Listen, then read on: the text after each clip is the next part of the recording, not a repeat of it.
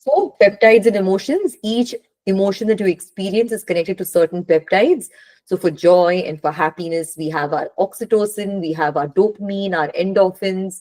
For love, oxytocin and vasopressin are the major ones.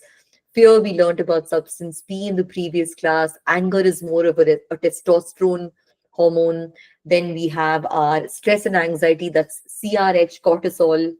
And then we also explored how these hormones play a role. So when you experience stress and your body needs to physically respond to that emotion, CRH and cortisol are released and they go and activate the receptor sites, and then all sorts of reactions start getting generated, like your pupils dilate, the blood vessels contract, BP goes up, your digestion centers come to a halt, and that's called the peptide storm. So when you face the strong emotion, there's a strong wave of peptides in your body, triggering all sorts of reactions. And the goal is eventually things should settle. But unfortunately, in our world today, those emotions stay stuck and it goes on for a long period of time. And because of that, these peptides also get stuck in our system. So, very, very simply, we have peptides which connect with the receptors. And these receptors, once the peptide connects with it, creates a bunch of reactions in our organs. It could be the heart, it could be the gut, it could be the immune system, anywhere. And then we have a physical reaction to an emotion that we experience. On the previous session, we learned about how these peptides are supposed to get released from these receptor sites so that our body can go back to its status quo. But that's not happening because there's so much of chaos within. These receptor sites are constantly activated by these peptides, leaving no room for your body to reset itself.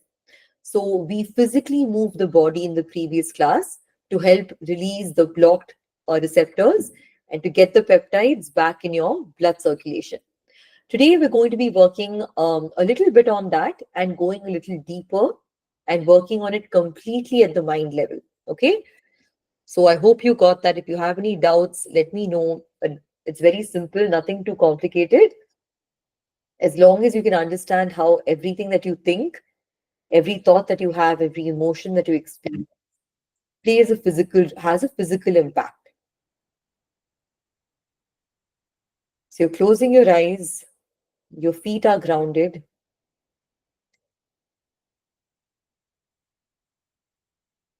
your mind, body, energy are all different arenas that you're consciously tapping into with your awareness. Become aware of the physical body, scanning yourselves from your head to your toes, looking for areas of tension, tightness.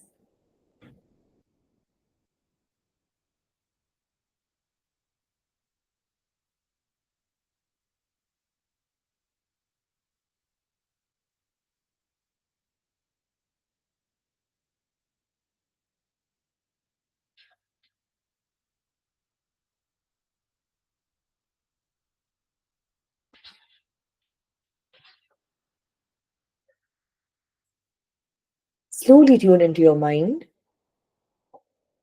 Start thinking of the load your mind has taken on during the day, all the different kinds of thoughts that you've had, the memories of the day that the mind is collecting,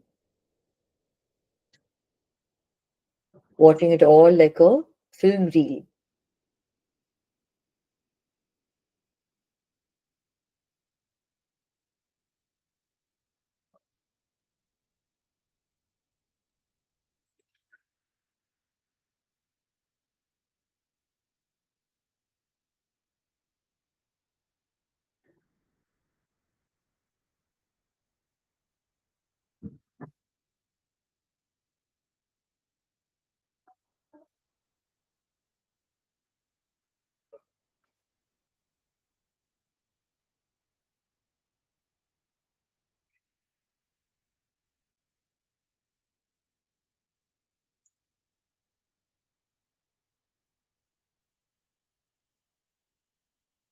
And now to connect with your energy, you're exploring the depth of your breathing.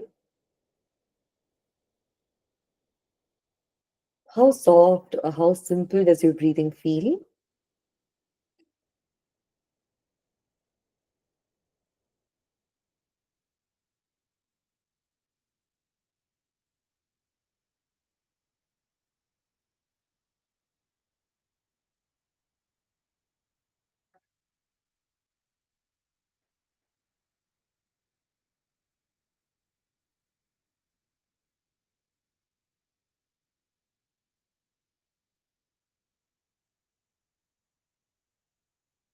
And now just using the breath, the shwasa and the prana, the breath being the carrier of this vital force, this energy that's running the whole show.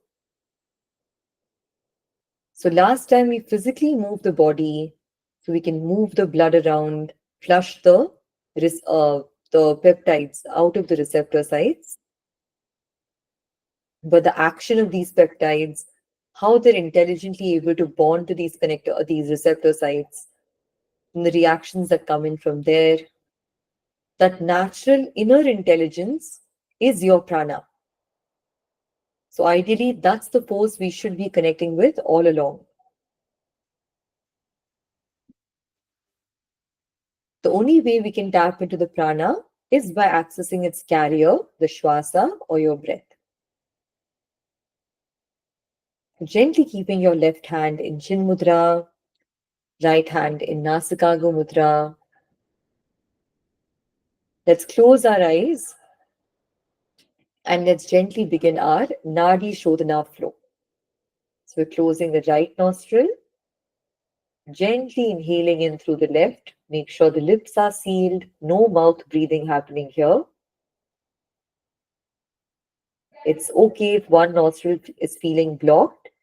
Take your time to inhale and exhale. No need to rush through it. Then close the left nostril, open the right, exhale out the right. Inhale through the right, close the right, open the left, exhale out the left.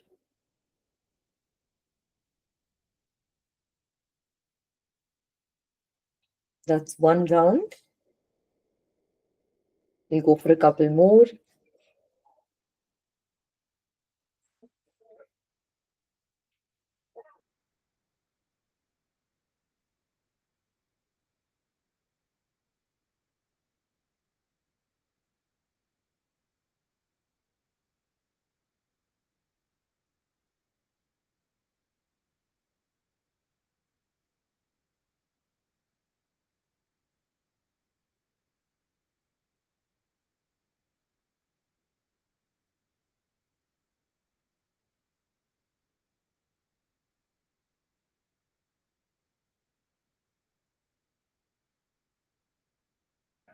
Settling down all that excess energy,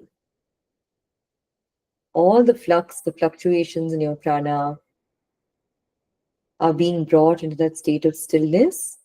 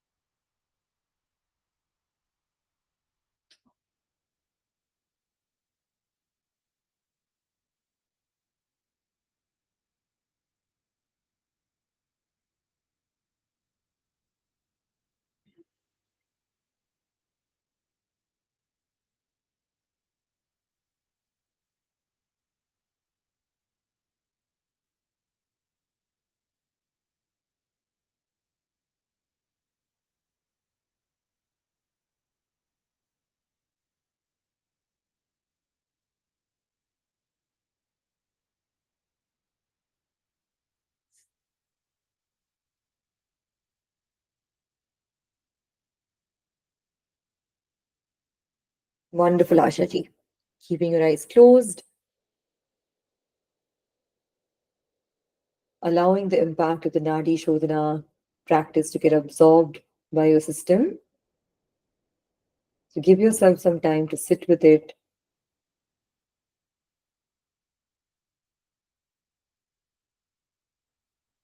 So, one of the major things coming in the way of good sleep, unprocessed emotions, are unprocessed emotions, memories that we're still carrying from events that have not been too great. And these things keep us up at night in a conscious way, subconscious, unconscious pattern.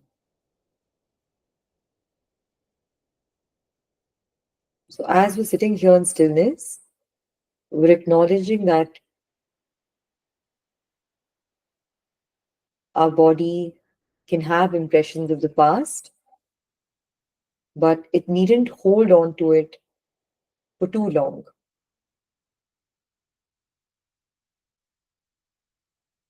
At any second, we have the ability to drop all the information from the past and start on a clean slate.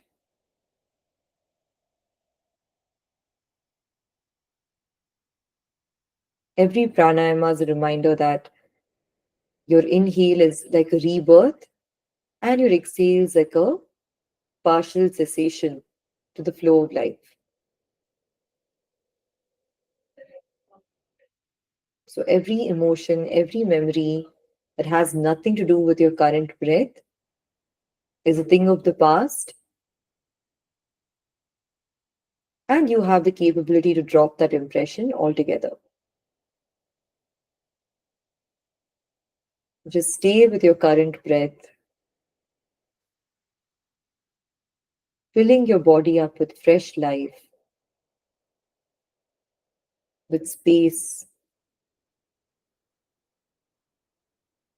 allowing the peptide storm to calm down, especially towards the end of the day, unblocking all the receptor sites with the power of this prana that you have harnessed. Gently lie down in Shavasana. If you're comfortable, try lifting your feet up into the sky, just for that physical support of flushing the receptor sites out. One last time.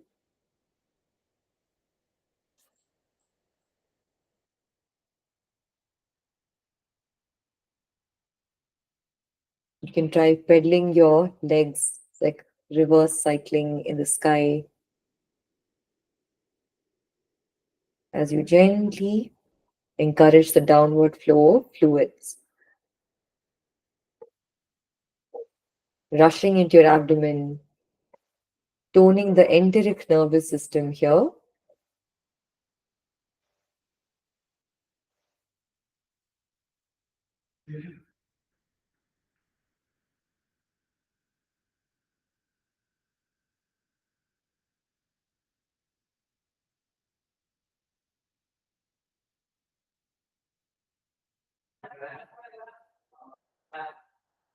allowing your system to fully heal from the inside out. Let's lower our legs to the ground, staying here in Shavasana. Let's set one intention for the evening. This could be better sleep,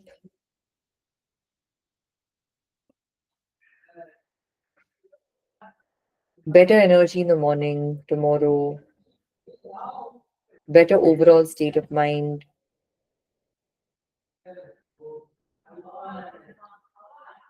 and gently start chanting Omkara within your mind.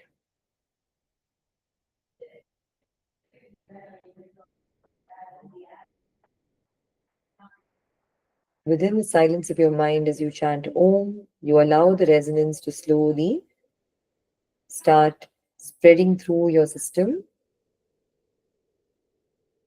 making you stronger from a healing angle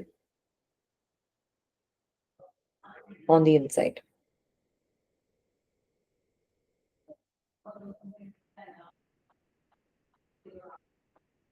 This is something you can do for as long as you like, the next 2 or 3 minutes maybe, and then stay here. If you're comfortable, just try to doze off in this sthiti itself. If you have things that need to get done, you can go ahead and complete your chores for the day in a very calm, relaxed state of mind. You're avoiding the use of all gadgets. If there is any sort of tension in your head or body, please practice hot foot immersion, which we've already learned about from 2, 3 weeks ago, and just drain that tension out of your system. This is sure to settle you down, put you into a good state of mind to help improve your sleep quality.